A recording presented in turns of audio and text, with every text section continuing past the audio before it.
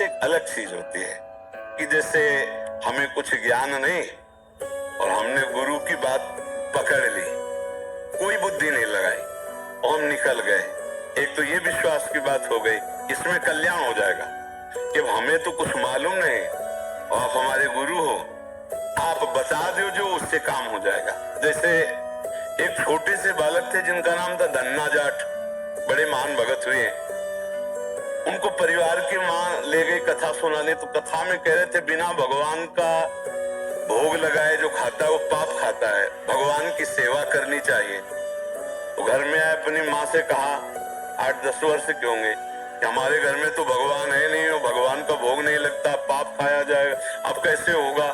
तो कथा का आखिरी दिन था, तो पंडित जी के पास गए, कहा कथा आपने सुनाया कि बिना भगवान का भोग लगाए नहीं खाना चाहिए, भगवान हमारे यहाँ तो भगवान है नहीं, तो आप भगवान दे दो। तो उन्होंने देखा कि बच्चा है, तो उन्होंने कहा देखो कथा समाप्त होगी तब भगवान दे देंगे। अब वो दूसरे दिन जब जाने लगे तो उनके पीछे चले, भगवान दे दो गुरुजी आप कह रहे,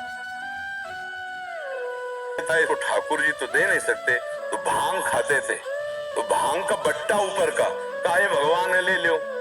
पूरी कथा बड़ी, तो उनका कैसे सेवा करेंगे, तो बोले नहा के नहा देना और पवा के पा लेना, बस इतनी सेवा।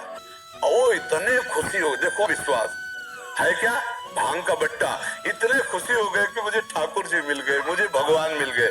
घर में गए, नहाया और ठाकुर जी को ना, वही मतलब भांग के बट्टा को ना, और बाजरे की रोटी, गरीब आदमी सामने रखा, पाओ प्रभु।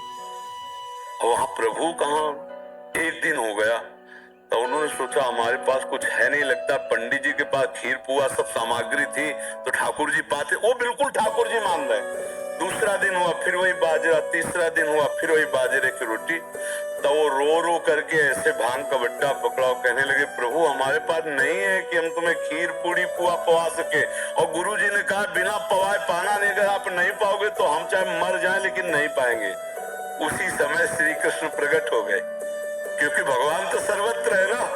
भांग के बट्टे की जगह में श्री कृष्ण बैठे हैं, उन्हीं की अवस्था का रूप लेके, और बाजरे की रोटी शुरू कर दी पाना।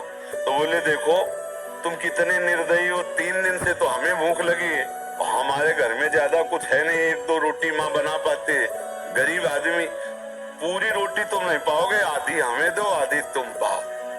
भगवान ने, और फिर जो लीला का विस्तार हुआ कि धन्ना सेठ हो गए, अपार वैभव उनके। ये है विश्वास, गुरु के वचनों पर बिल्कुल बुद्धि न चलाकर विश्वास।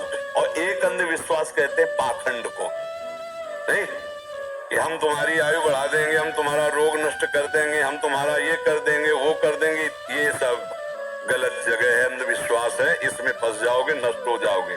तुम बेवकूफ बनाते हो उनको जिनको ज्ञान नहीं है। बचपन से बाबा जी मंत्र अनुष्ठान करते रहे, अवश्य में भोक्तव्यम कृतम कर्म शुभाशुभम, भीषम पितामह 6 महीना बाणों की सैया में रहे। तुम कलावा से तुम कर्म बांध दोगे, जंतुर बांध कर तुम किसी की कर्म मिटा दोगे, तो नौटंकी नाटक है कि नहीं।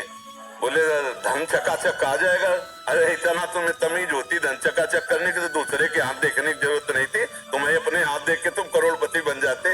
ये सब इसे कहते हैं अंधविश्वास, इसमें मत फंसो, तुमको अपने कर्म भोगने पड़ेंगे। हाँ एक उपाय है जो तुम्हारे कर्मों को मिटा सके, वो श्री कृष्ण है, दूसरा उपाय नहीं। मामे वे प्रपद्यन्ते माया मिताम, तुम खुद भजन करो, श्री कृष्ण को रिझा लो, वो तुम्हें सुखी कर देंगे, वो कर देंगे सुदामा से सुदामापुरी, ये सामर्थ्य उनमें है। तो इसलिए इसको, इस अंधविश्वास को हम रोकते हैं कि ये ड्रामेबाजी में कभी कोई मत फंसो।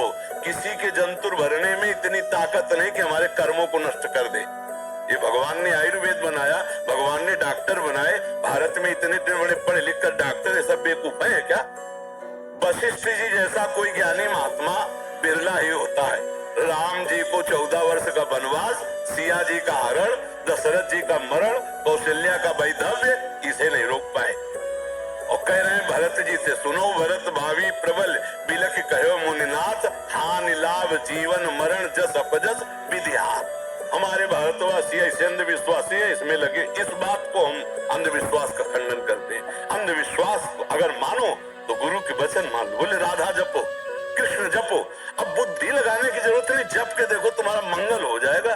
कृष्ण कृष्ण नाम तुम्हारा मंगल कर देगा, राधा नाम तुम्हारा मंगल कर देगा, राम नाम तुम्हारा मंगल कर। ये जंतु रंतु ये मंगल नहीं करने वाले। बस पक्का कह रहे, महीना 2 महीना 4 महीना कोई मंत्र जपता होगा तो सिद्धियां अपनी बताता होगा।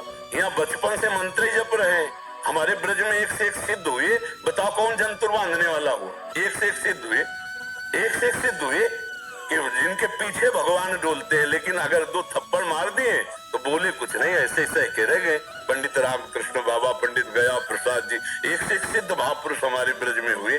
अभी अभी थे पूज्य श्री चंद्रशेखर बाबा, रात दिन भजन में लगने वाले, ऐसे ही रहे ना।